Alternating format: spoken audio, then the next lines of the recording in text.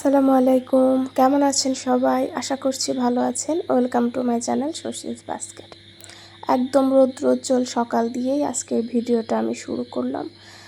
তো সবাই বলেন সবার কি খবর, দিনকাল কেমন কাটছে, একটু জানতে ইচ্ছা করছে যে আপনারা কী করছেন।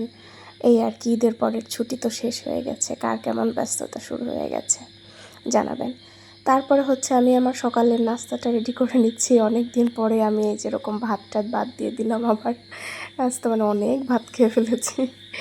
পরে হচ্ছে কর্নফ্লেক্স নিয়ে নিলাম, একটা ডিম সেদ্ধ নিয়ে নিলাম। আমার তো ভাত খেতে, তো আমি আগে খুব বলতাম না যে আমার ভাত খেতে ভালো লাগে না। অসুস্থতার সময় প্রথম কয়েকদিন তো একদম খেতে পারতাম না। তারপরে যায় মানে ওই যে না খাইতে পারার জন্য তো ডাক্তারে বলা হয়তো কোনো ওষুধই দিছিল কিনা আল্লাহই জানে। এমন পরে ক্ষুধা লাগতো মানে, আর ঝাল খাবারের মধ্যে ভাত ছাড়া তো আর কিছু দিত না আমার খাইতে। কোনো ভাজাভুজি তো তেমন একটা খাইতে দিত না, তো ওই ভাতই খাওয়া লাগছে আমার। যাই হোক, পরে একটু কফি নিয়েছিলাম অনেক দিন পর।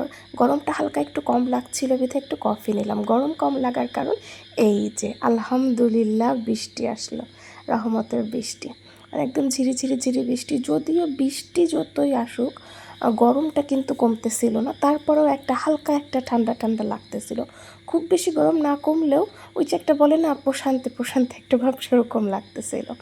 তো আমি প্রথমে বারান্দায় দাঁড়াইছিলাম, কিন্তু এত ছিটে আসতেছিল বৃষ্টির ছিটা, তো পরে ভেতরে এসে জানালার ধারে বসে বৃষ্টি দেখতেছিলাম, উপভোগ করতেছিলাম।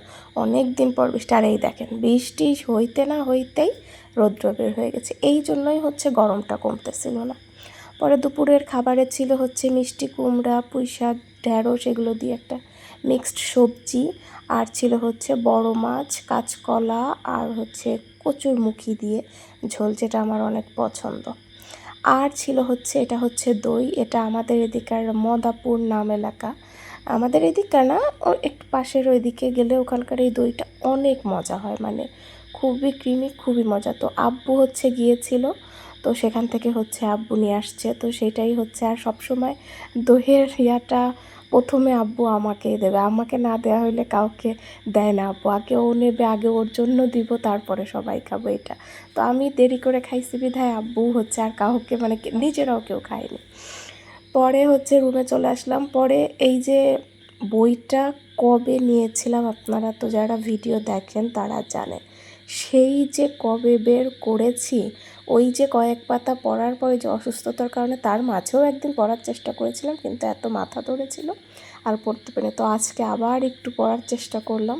তারপরে মানে বিকালের দিকে আমার একটু ক্ষুধা লাগতেছিল, তো পরে ভাবলাম একটু নুডলস খাই। কেন যেন নুডলস খাইতে ইচ্ছা করলো। নুডলস আগে খাইতাম, মাঝখানে একদম নুডলস খাইতে ইচ্ছা করতো না। তো হঠাৎ করে আমার আজকে আবার একটু খুব নুডলস খাইতে ইচ্ছা করলো, তো আমি জলদি একদম যে এগ নুডলস একদম খুবই সিম্পলভাবে বানিয়ে নিয়ে আসলাম। এই তো আজকের আমার ভিডিও, কেমন লাগলো জানাবেন।